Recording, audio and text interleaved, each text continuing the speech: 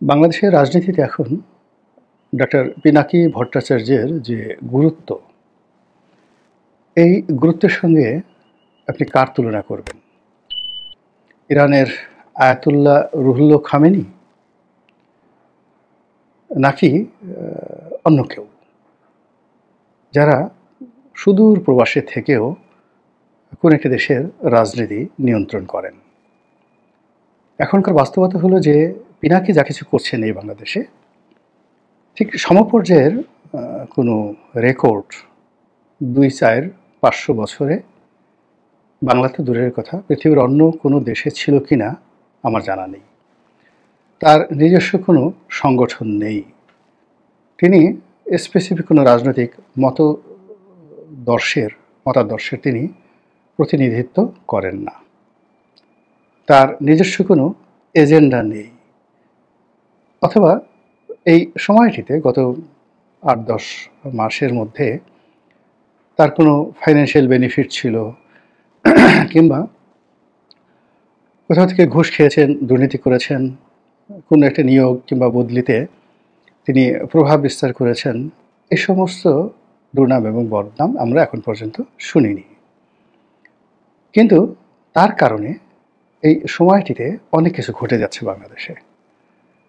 তার কারণে মব হচ্ছে, এবং তার কারণে বাংলাদেশের যে আওয়ামী লীগের, যেটাকে বলা হয় একেবারে কেবলাতুল আওয়ামী লীগ, সেটা ছিল ৩২ নম্বর, এবং সেই ৩২ নম্বর যেভাবে বুলডোজার দিয়ে ভেঙে ফেলা হয়েছে, যেভাবে সুধা সদন তছনছ করে দেওয়া হয়েছে, এবং আরও অনেক একই সঙ্গে মন্ত্রী এমপির বাড়িতে তাণ্ডব চলেছে, বুলডোজার তাণ্ডব চলেছে, এর হুকুমদাতা হিসেবে জনাব পিনাকি ভট্টাচার্যের যে সফলতা, এই সফলতার সঙ্গে আমি নিকট অতীতে অন্য কোনো দেশে এরকম কোনো আধ্যাত্মিক নেতা, গেরিলা নেতা, রাজনৈতিক নেতা, মিলিটারি নেতা, এরকম কোনো কারোরই দেখিনি যে এরকম সক্ষমতাকে অর্জন করেছেন। এখন পিনাকির কথা মতো বাংলাদেশে অনেক কিছু হচ্ছে, এটা সত্য কথা। আপনি ভালো বলেন, মন্দ বলেন, এবং তার এই কাজ করার জন্য তার যথেষ্ট শক্তিশালী অনেকগুলো হাত আছে, দেশের ভিতরেও আছে, দেশের বাইরেও আছে, এবং এই হাতগুলো অজ্ঞাত।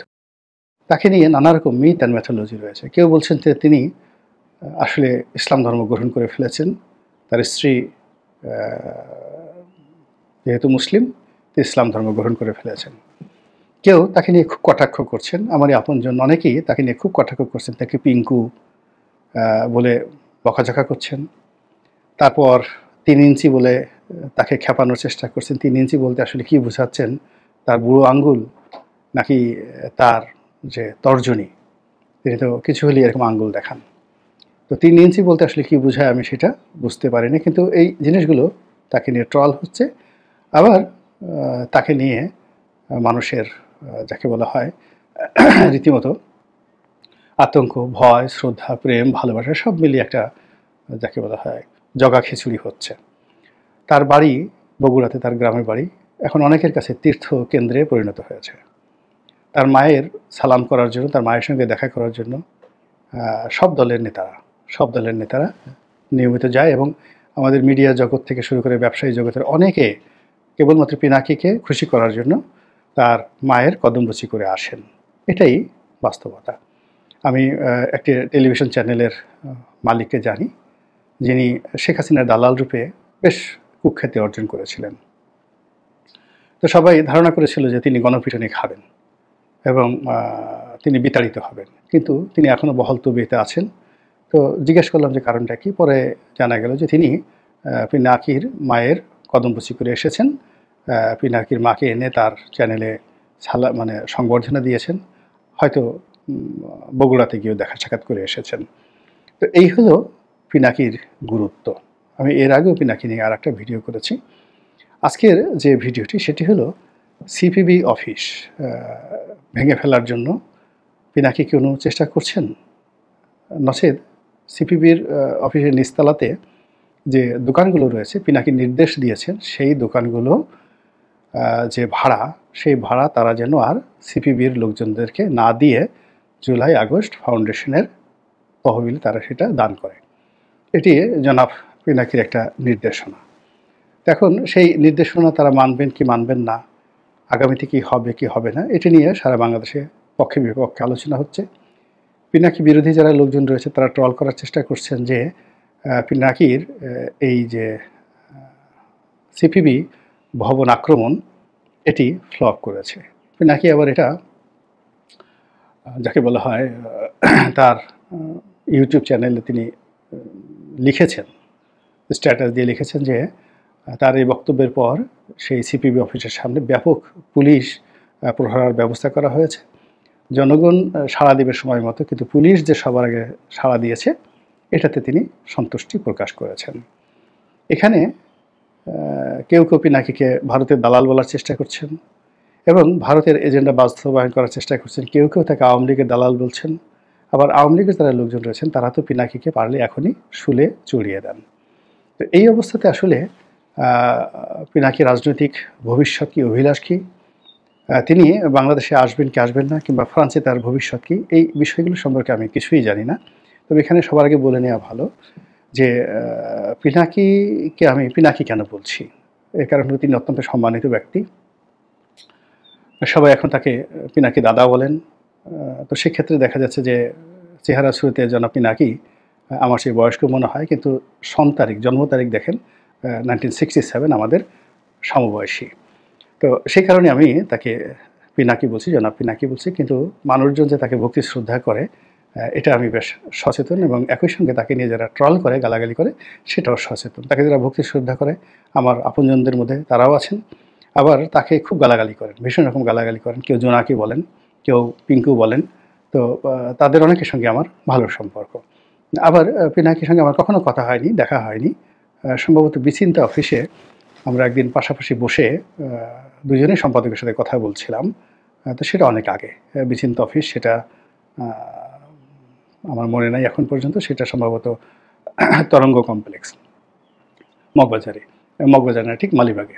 ব্যারিস্টার সৈয়দ ইশতিয়াকের অফিস ওখানে ছিল, মিনার মাহমুদ যখন এটার এডিটর ছিলেন।